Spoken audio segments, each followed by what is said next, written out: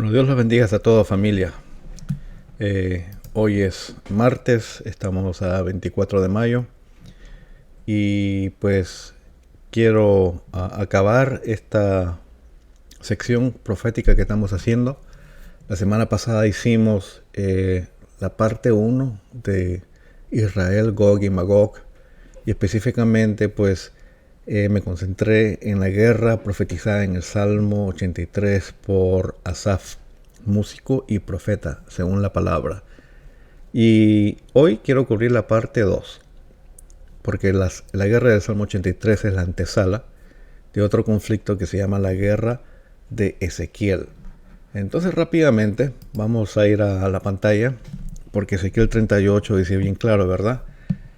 Y se da en el nombre del Padre, del Hijo y del Espíritu Santo. Dice, y vino a mí la palabra del Señor diciendo, Hijo de hombre, pon tu rostro hacia Gog, de la tierra de Magog, de la tierra de príncipe de Ros, Mesec y Tubal, y profetiza contra él. Y di, así dice el Señor Dios, he aquí estoy contra ti, oh Gog, príncipe de Ros, Mesec y Tubal. Te haré dar vuelta y pondré garfios en tus quijadas y te sacaré con todo tu ejército, caballos y jinetes, todos ellos bien equipados, una gran compañía, con paves y escudo y todos ellos empuñando espada. Entonces, por muchos años, y se han escrito volúmenes sobre quién es este Gog. Muchos lo han identificado como Rusia, y como dijimos la semana pasada, pues eso es falso porque identifican a Gog. Algunos lo traducen Ros, porque parece fonéticamente Rusia, pero no lo es. En la gramática no se parece nada. Quiero compartir con ustedes quién es Gog, ¿verdad? A Gog se le menciona en Primera de Crónicas 5:4 como un hijo de Joel, perteneciente a la tribu de Rubén, un rubenita. La curiosidad es de que Gog, que se le menciona 11 veces en la palabra, ¿verdad? Una en Primera de Crónicas 5:4 y después hay aproximadamente 9 referencias en el libro de Ezequiel 38 y 39. Y lo curioso, que aparece nuevamente en el antepenúltimo capítulo de Apocalipsis, ya en el milenio, casi en el final del milenio. Entonces, ¿quién es este Gog? Porque si lo menciona Ezequiel, que es un príncipe, que es un líder, y después aparece en el milenio, pues ¿quién es este Gog que puede vivir más de 1500 y pico de años, verdad? Entonces nos estamos dando cuenta que quizás no se está refiriendo a un personaje humano, más bien a un príncipe o principado o una potestad. Estamos hablando de una entidad espiritual que opera en esa área y lidera y promueve y instiga a la guerra. Quiero cubrir el siguiente versículo. Como ustedes pueden ver, y ojalá lo puedan ver claro en sus pantallas, como tienen a la izquierda, tienen Armagedón, ¿verdad? Armagedón pues es antes del capítulo 19. Capítulo 19 de Apocalipsis es donde Jesús retorna, ¿verdad? Sucede el arrebato. Pero en el capítulo 20, en la mitad de los versículos, aparece la mención de Gog y Magog, como que se vuelven. Este es al final del milenio, para que tengan un poquito más de contexto. La palabra dice que Satanás será soltado del abismo y vendrá y hará una última revuelta. Y ahí donde se menciona a Gog y Magog, que irán a contender contra los santos de Dios y la ciudad de Dios. Entonces entendemos que no es un ser humano. Estamos hablando de una entidad espiritual que habita, que opera en esa área. ¿Por qué no es Rusia? Porque tradicionalmente, yo no sé cuántos comentarios ustedes han leído, la mayoría lo van a decir porque Rusia está al norte de Israel. Y si usted agarra un mapa y usted traza una línea desde Israel hasta Moscú, le van a decir que hay una línea recta. Y por eso, cuando menciona que viene una invasión por los países del extremo norte, que lo identifican a Moscú. Pues lo que hicieron eso, se olvidaron de un elemento, que si usted hace esta línea en un mapa, en un papel sobre una mesa, quizás lo lleve a Moscú, pero nuestro planeta es un globo terráqueo, donde existe una diferencia de 15 grados del papel. Por eso cuando usted agarra un compás, una brújula, en inglés es compass, y usted se va de expedición, lo primero que usted hace, agarra ese compás y lo alinea con el norte verdadero, que es 15 grados donde usted está. Si usted hace eso, en realidad la línea, el verdadero norte de Israel pasa por Turquía, incluso pasa por Ankara, que es una de las ciudades principales de Turquía. Entonces, Ros no es Rusia y Rusia no es Gog. Algunos factores que apoyan. Mire, Jerusalén ha sido invadida 26 veces por países musulmanes y ha sido atacado 9 veces o más en estos tiempos modernos por países musulmanes o árabes, y jamás de Rusia. ¿Por qué? Porque la distancia es eminente. Entonces, si usted agarra un mapa y usted calibra su brújula, 15 grados de verdadero norte, usted no va a pasar por Moscú, sino va a pasar por Ankara, la vieja capital de Turquía. También quiero compartir algunas razones por las cuales Gog, esta entidad espiritual o principado, siempre ha operado en esa área de Turquía. Acuérdense que Turquía pues, fue el hogar del cuarto califato, que fue abolido en 1924, y pues ustedes tienen las fotos ahí de los líderes, el último califa, el estado secular que fundó Mustafa Kemal Atatürk, y hasta el 12º presidente de Turquía, que es Recep Erdogan, que está promoviendo nuevamente un califato. Cuando hablamos de califato estamos hablando de un estado árabe donde se promueve la ley Sharia, que en inglés es Sharia. Entonces, quiero presentar algunas razones por las cuales Gog opera en Turquía. ¿Sabía usted que todas las iglesias que aparecen en el Apocalipsis, capítulo 2, capítulo 3, todas están en Turquía?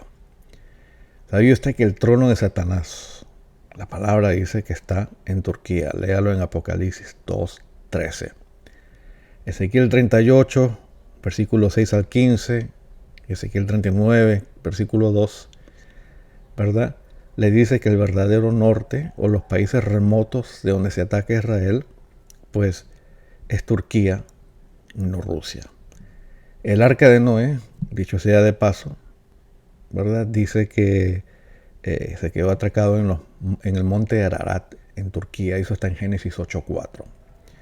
Daniel 8 y 11 se enfoca en el imperio griego y no en el romano, y finalmente se dividió en 4 partes: Grecia, Turquía, Siria y Egipto.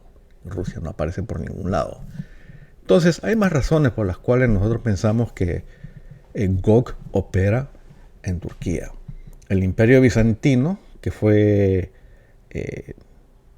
pues el imperio bizantino es parte del imperio romano. El imperio romano se dividió en dos: el estado occidental y el imperio bizantino pues estaba ubicado en Turquía y tenía su capital como Constantinopla, ¿verdad? Constantinopla vino a ser la capital del imperio otomano por más siglos.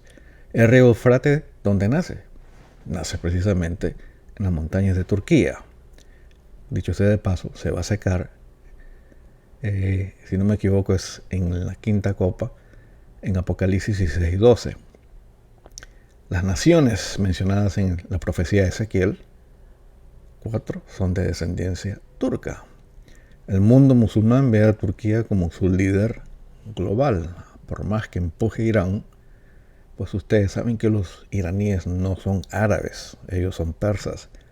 Los turcos tampoco son árabes, pero tienen mejores conexiones que los persas. Entonces, por todas estas razones, por el mapa que le he enseñado, fonéticamente y gramáticamente, Rusia no es Gog. Gog es un personaje, es una entidad, es un potestado.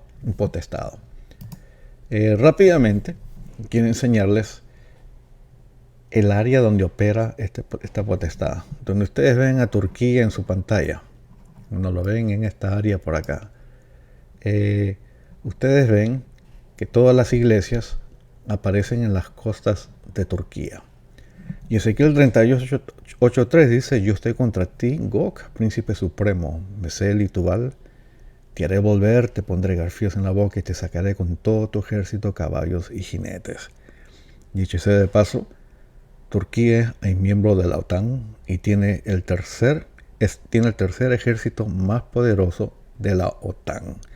Por eso Rusia lo ha pensado muchas veces, muy bien, el por qué no debe invadir a Turquía. Entonces, vamos a seguir. Esta lectura la estoy haciendo más rápida, menos técnica. Si ustedes tienen alguna pregunta, por favor ponen en sus comentarios. Y dicho sea de paso, pues les doy gracias a todos aquellos que se han tomado el tiempo para mandarnos saludos desde Ecuador, desde Chile y de otros países. Ahora, ¿cuál es la confederación de Gog y Magog? La palabra te lo dice bien claro. La palabra es exacta. Dice Persia, Etiopía y Fut con ellos, todos ellos con escudo y yelmo, todo con equipo militar. Gomer con todas sus tropas, Bet-Togarma de las partes remotas del norte, con todas sus tropas, muchos pueblos están contigo. Disponte y prepárate tú y toda la multitud que se ha reunido alrededor tuyo, y sé para ellos guarda. Al cabo de muchos días recibirás órdenes. Al fin de los años vendrás a la tierra recuperada de la espada, cuyos habitantes han sido recogidos de muchas naciones. ¿A quién se refiere acá? Está hablando de Israel, cuyos habitantes han sido recogidos pues de todo el globo terráqueo, que habían sido una desolación continua. Este pueblo fue sacado entre las naciones y habitan seguros todos ellos. Claro, esa seguridad viene como resultado de la guerra del Salmo 83, donde Israel derrota a la Confederación Árabe. Por eso están en un estado, en ese entonces estarán en un estado de paz y seguridad. Los actores, ¿quiénes son? Gog es un principado, es el líder, es el que mueve todos los hilos detrás de las cortinas. Mesec es Turquía, Tubal está en Turquía. Magog, pues son las partes de Georgia, Armenia y esos países chiquititos de la vieja Unión Soviética que colindan entre Irán y Afganistán. Persia, obviamente, es Irán. Kuz vienen a ser Etiopía y algunas partes de Sudán. Fut es Libia. Gomer está ubicado en Turquía y Togarma está ubicado en Turquía. Solo para que ustedes vean y sea más claro, estos son los actores que se refiere Ezequiel 38. Todos ellos, pues, esta es la segunda coalición de ejércitos que se vienen contra Israel. Primero es el Salmo 83, una confederación de 10 países árabes. Ante la derrota de esos países, viene la guerra de Gog y Magog. Acá falta incluirle los países que están entre Turquía e Irán, pero estos son los actores. Algo curioso de este mapa es que Egipto no aparece en ninguna lista como enemigo de Israel. Entonces esto se presta para un montón de especulación e interpretación. Egipto fue el que planificó la invasión de Israel en la guerra del Yom Kippur en 1973, donde tuvieron mucho éxito y que casi doblegan la resistencia israelita. Y desde aquel entonces se han permanecido como un estado más o menos secular, no amigable, pero no enemigo, y sin embargo en ninguna de las listas, ni en la Confederación Árabe, los egipcios no son árabes, no aparecen ellos, ni Gog y Magog. Entonces se puede decir que quizás ellos sean invadidos y por ahí Libia y Sudán pasa por ahí, o que quizás Egipto sea aliado de Israel. Pues los que vivan en esa época tendrán un mejor panorama de lo que está pasando. Esta es toda la lista que nos tira Ezequiel y dónde habitan en el globo terráqueo. Ustedes ven Magog, pues Meshech, Togarma, Tubal, Gomer, todos en los países correspondientes y cómo van a atacar. Todos los rabinos que han leído Ezequiel 38, y si ustedes se toman la molestia de leer los comentarios de Talmud y otros comentarios de los rabinos, Ellos saben que hay una guerra pendiente. Y esta guerra va a ser una guerra bien, pero bien pesada para Israel. Porque se va a necesitar intervención divina para derrotar esta coalición. Esta no es una coalición árabe. Esta es una coalición de países sofisticados. Turquía es un país que tiene una gran cantidad de equipo militar, al igual que Persia. Y Libia, de igual manera. Entonces, Ezequiel 38, 14, pues clarifica el panorama. Dice, por tanto, profetiza, hijo de hombre, y di a Gog. Así dice el Señor Dios, en aquel día cuando mi pueblo Israel habite seguro, no lo sabrás tú. Vendrás de tu lugar de las partes remotas del norte. Claro, las partes remotas del norte son la vieja Unión Soviética. Tú y mucha gente contigo, todos montados en caballo, en gran multitud y poderoso ejército. Y subirás contra mi pueblo Israel como una nube para cubrir la tierra. Sucederá en los postreros días. ¿Cuáles son los postreros días? Nosotros estamos viviendo en los postreros días. O sea, esta profecía no tuvo cumplimiento durante el ministerio de Jesús y todavía ha tenido cumplimiento. Entonces es una profecía para quizás un tiempo muy cercano a la que estamos pasando. Sucederá en los postreros días o últimos días que te traeré contra mi tierra para que las naciones me conozcan cuando yo sea santificado por medio de ti ante sus ojos, oh Gog. En otras palabras, aparentemente Israel militarmente quizás estará pasando por una época de reconstrucción y no va a tener cómo defenderse, y como en el Antiguo Testamento Dios va a intervenir. Versículo 18, y lo voy a leer. Sucederá en aquel día cuando venga Gog contra la tierra de Israel, declara el Señor Dios, que subirá mi furor y mi ira, y en mi celo y en el fuego de mi furor declaro que ciertamente en aquel día habrá un gran terremoto en la tierra de Israel. Es curioso que este terremoto se vuelve a mencionar en Apocalipsis 16, versículo 17 a 23. Y si usted lee esos textos, es un terremoto que divide donde vive el anticristo, su ciudad, y la divide en muchas partes. Por lo tanto, el reino del anticristo queda en oscuridad. Y esto me hace pensar a mí, ¿dónde podemos ubicar la guerra de Gog y Magog? Obviamente viene después de la guerra del Salmo 83.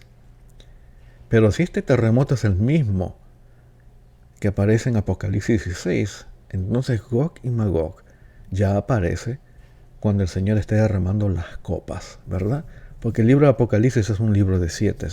Se abren 7 sellos, hay 7 trompetas y hay 7 copas de ira. Cuando se llega al 7º sello, pues es el inicio de la primera trompeta. Cuando se habla de la 7ª trompeta, es el principio de la primera copa de ira.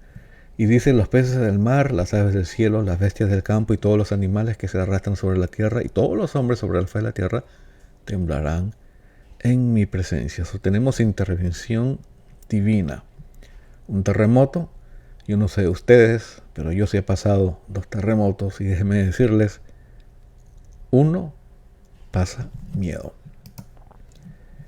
En el versículo 21 vemos cómo Dios emplea una vieja estrategia que lo utilizaba en el Antiguo Testamento, que es la confusión. Dice, y en todos mis montes llamaré contra él la espada, declara el Señor Dios. La espada de cual se volverá contra su hermano. Va a traer confusión, entre ellos mismos se van a atacar. Y añade el Señor en el versículo 22, con pestilencia y con sangre haré juicio contra él.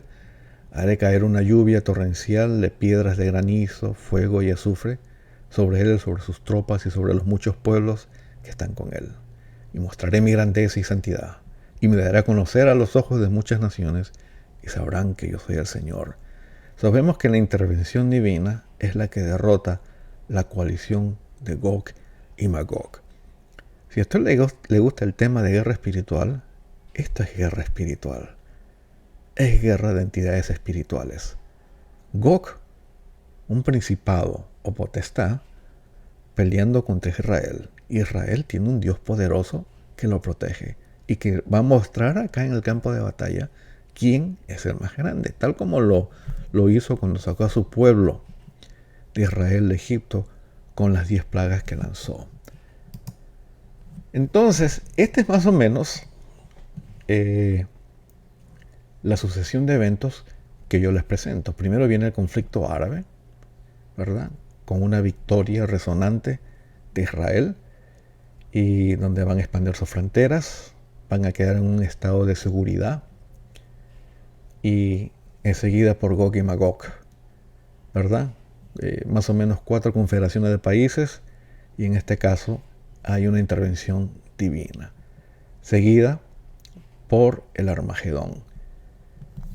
Y pues ya, y yo quiero presentarles a ustedes más o menos cómo yo veo los eventos del fin. Si usted hace una línea de tiempo, ¿verdad? Si están observando las pantallas, he puesto ahí los tiempos de angustia de Jacob. Así se conoce como la tribulación de Jacob. En el libro que escribí hace un par de meses, La Ilusa Estrella de Belén, hablo mucho de las 70 semanas de Daniel, y pues presento un argumento conciso y masivo sobre cómo esas semanas se cumplieron cuando se destruyó el templo de Israel. Por lo tanto, aquellos que creen que la gran tribulación es la última semana de Daniel, la semana 69, pues con mucho respeto les digo que no estoy de acuerdo con su opinión. No sé cuánto va a durar el tiempo de angustia de Jacob. No sé si es 1 año, no sé si son 6 años, no sé si son 3 años. Pero esta es la sucesión de eventos. El conflicto árabe que se narra en Salmo 83, pues como resultado, en mi opinión, nos lleva ya al tiempo apocalíptico, donde se abren los primeros 7 sellos, ¿verdad? Salen los 4 jinetes, uno montando un caballo blanco, que representa la paz que van a experimentar debido a su victoria. Después viene otra guerra, viene hambre, viene la muerte, se mencionan los mártires que están en el cielo y eventos celestiales.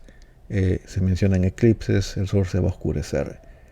Seguido por las 7 trompetas, donde se menciona fuego, granizo y sangre. Curioso, el mismo lenguaje que menciona Ezequiel. La 5ª trompeta es una trompeta clave. ¿Por qué les digo eso? Porque acá es donde desciende un ángel del cielo, ¿verdad? Baja con la llave y abre el abismo. Y del abismo van a salir los vigilantes que pecaron en Génesis 6. Y curiosamente, en esos mismos versículos también se menciona que hay 4 ángeles atados en el Eufrates, que cuando se les suelte, pues 1/3 de la humanidad va a morir por una guerra. Entonces, esta es una guerra mundial. Dicho sea de paso, en Apocalipsis 9:16 se menciona un ejército de 200 millones. Muchos han identificado esto con el ejército chino, que dice que tiene 200 millones.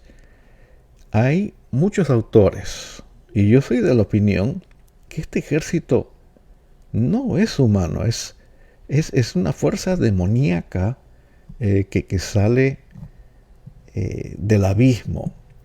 Si ustedes lo pueden buscar en Lamison, Fawcett y Brown, ellos tienen la misma opinión. Y si ustedes tienen al teólogo Wiersbe, también alude a un ejército demoníaco. Entonces, ni China ni Turquía pues intervienen en Gog y Magog. En los capítulos 13 y 14, en el capítulo 13 es donde aparece la bestia y se menciona los 144,000. Entonces, la bestia, cuando ya salga a su ministerio público, ¿verdad? Al ver que la coalición árabe ha sido derrotado y yo pongo a la guerra de Gog y Magog junto con las 7 copas de ira. ¿Por qué? Porque precisamente se menciona el mismo terremoto. Quizás esté equivocado, pero para eso existen las opiniones. Entonces, se menciona en la 6ª copa de la ira que el río Eufrates se va a secar para que pasen los reyes del este. La palabra este no es en referencia a China, está hablando al este de Israel, que vienen a ser los países al otro lado de Irán, que son los países como Pakistán, Afganistán y aquellos países que colindan. ¿Cuál es la importancia que el Éufrates va a estar seco? Actualmente existen 10 puentes, ¿verdad? Los rusos cruzaron el Éufrates en el 2019, las fuerzas americanas cruzaron el Éufrates en las guerras del Golfo Pérsico. Y yo creo que se seca por el calor extremo que se va a ver en la cuarta copa que ustedes ven acá, que va a haber un calor extremo. La coalición, ¿quiénes son los reyes del este? La coalición de Afganistán, Pakistán y lo que quede de Irán, en donde los países más adelantados enviarán sus mejores fuerzas. Entonces lo curioso, voy a cambiar acá de imagen, que el libro de Apocalipsis en algunas partes es secuencial, digamos, capítulo 1, capítulo 2 y 3 es una historia corrida, pero por ejemplo cuando usted llega al capítulo 12 de Apocalipsis, esa es una mención directa al nacimiento de Cristo, y ya hablo de todo eso, como he dicho, en el libro que escribí hace unos meses. Entonces, hay capítulos que parece que son paralelos, capítulos que hacen una redundancia de la información y te dan más información. Y eso me parece que sucede entre algunas trompetas, lo que sucede cuando tocan las trompetas y cuando se derraman algunas copas de la ira. No es fácil, hermanos. Cualquiera que le diga a usted que tienen la verdadera interpretación de los eventos del futuro, está equivocado. Acá no somos magos, no somos adivinos, no tenemos toda la información, se nos ha dado bastante información, pero debido a nuestras limitaciones no tenemos todo el conocimiento, lo que tenemos son ideas. Por eso hay distintas opiniones con respecto a las profecías. Lo que sí es claro para mí es de que la guerra del Salmo 83 precede a la guerra de Gog y Magog. Y lo que me es claro en mí es que la guerra de Gog y Magog ya es en tiempos apocalípticos, en tiempos catastróficos. Y la guerra de Gog y Magog pues es una antesala a la guerra del Armagedón. ¿Y qué sucede en la guerra del Armagedón? Pues ahí es donde el anticristo reunirá a todos los reyes de la tierra para pelear con aquel que viene sentado sobre un caballo blanco, que tiene muchas coronas y muchos títulos, ¿verdad? Que dice Rey de Reyes y Señor de Señores. Y se pregunta usted, ¿cómo puede un ejército humano resistir la venida del Señor? Porque dicho sea de paso, Jesús viene con un ejército angelical. Los ejércitos son para pelear. Entonces la tierra no lo va a recibir con los brazos abiertos a Jesús. Pues la aparición de los vigilantes que son soltados en el quinto sello, ¿verdad? Parece que van a compartir alguna de su tecnología con estos países aliados al anticristo y van a tener la idea de que pueden combatir el regreso del Señor. No tengo idea cómo lo van a hacer, pero tengo una idea cómo se puede presentar. Que presenten a la venida de Cristo como aquel que es un invasor, aquel que viene a esclavizar. Porque si ustedes han leído y se han enfrentado o se han topado con gente que es luciferiana, ellos siempre hablan del diablo como aquel que es el libertador del ser humano, que nos ha librado del moralismo impuesto por Dios. El verdadero libertador acá y salvador es Jesús. Y Jesús viene a retomar una provincia rebelde, que es la tierra, y viene a implementar su administración por 1000 años. Y en esa batalla, cada país enviará lo mejor de lo suyo, sus misiles, su fuerza aérea, y nada de eso podrá contra la venida de Jesús. Porque fácilmente Jesús, pues, con su boca, con la palabra, los eliminará. Y el falso profeta y la bestia serán echados directamente al lago de fuego. Quiero regresar de nuevo acá a mi pantalla. Fíjese,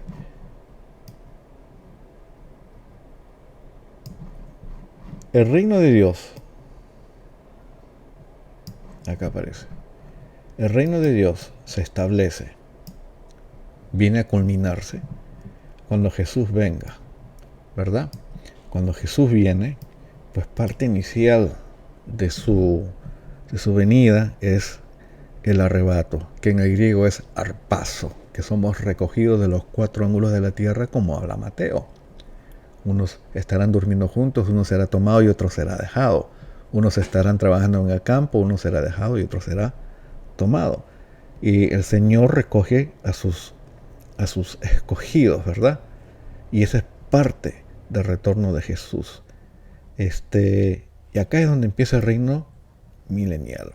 Y como decía antes, al final de estos 1000 años, se le menciona de nuevo a Gog y Magog en Apocalipsis 20.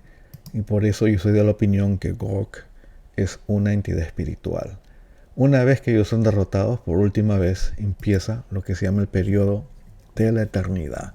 Si usted quiere saber más de la eternidad, pues lea Apocalipsis 21 y 22, donde se hablan y se describen cosas que todo gobierno ha prometido en la tierra y que nunca nos han podido dar. Todos han fallado miserablemente. También quiero mencionar que el anticristo, aquel que se opone a nuestro Señor Jesús, va a ser un dictador. Todos estos movimientos socialistas que ustedes están viendo no es casualidad. Este movimiento globalista no es casualidad. Es una agenda anticristiana, anticristo. Y con esa cuestión de el socialismo van a engañar a toda una nueva generación.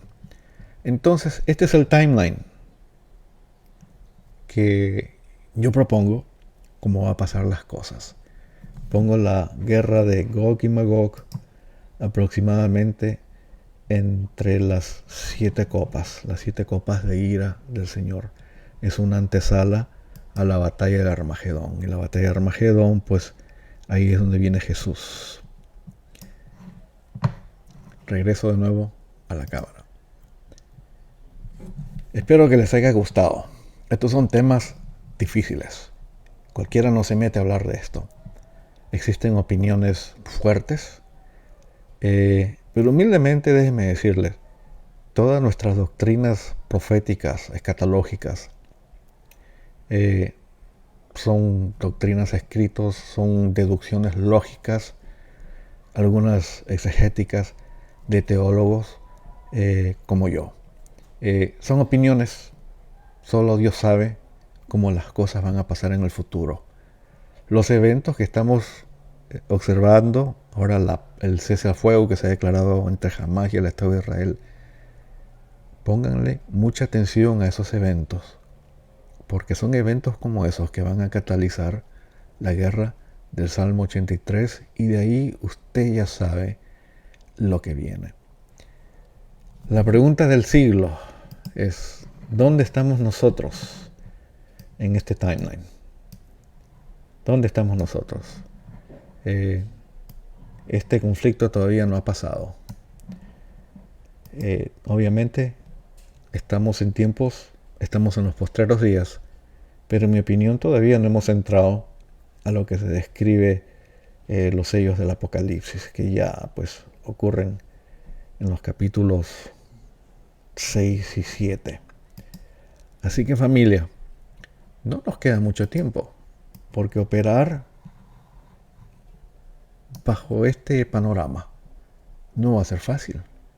Por lo tanto, lo que nos queda a nosotros es aprender las lecciones que nos ha dejado el COVID-19, dejar de llorar cómo eran las cosas antes, adaptarnos, contextualizar nuestro mensaje y seguir expandiendo el reino de Dios y rescatando almas de las manos del enemigo.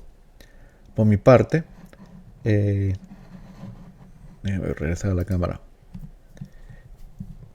Tengo una satisfacción personal de poder haber presentado este material. Este material es parte de las clases que nosotros ofrecemos en el seminario y los que han pasado por las clases, ellos están muy familiarizados con esto. Le hemos cambiado un poquito el formato y nos estamos adaptando a la nueva realidad del post-COVID. Así que familia, Dios me lo bendiga y pues continuemos en la lucha. Bendiciones a todos.